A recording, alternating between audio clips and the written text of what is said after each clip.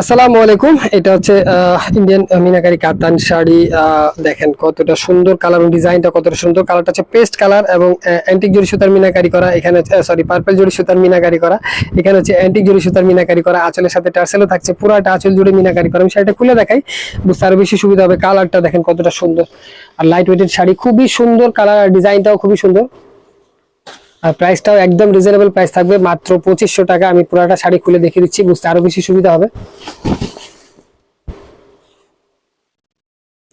আঁচলের ডিজাইনটা দেখেন কতটা সুন্দর, অ্যান্টিক এবং পার্পল জরি সুতা দিয়েছে, পুরাটা আঁচল জুড়ে মিনাকারি করাই। দেখেন এটা হচ্ছে আঁচলের ব্যাক পোর্শনটা। শাড়ির পাড়ের পোর্শনে মিনাকারি করা আছে অ্যান্টিক এবং পার্পল দুইটা কালার দিয়ে। এটা হচ্ছে শাড়ির নিচের পাড়ের পোর্শনটা, নিচে এবং উপরটা সেম একই রকম থাকছে। এটা হচ্ছে শাড়ির ব্যাক পোর্শনটা। কালারটা হচ্ছে পেস্ট কালার, মিনাকারি কাতান শাড়ি। দেখেন কতটা সুন্দর কালার এবং ডিজাইনটা কতটা সুন্দর। পুরাটা শাড়ি জুড়ে এরকমই মিনাকারি করা থাকছে।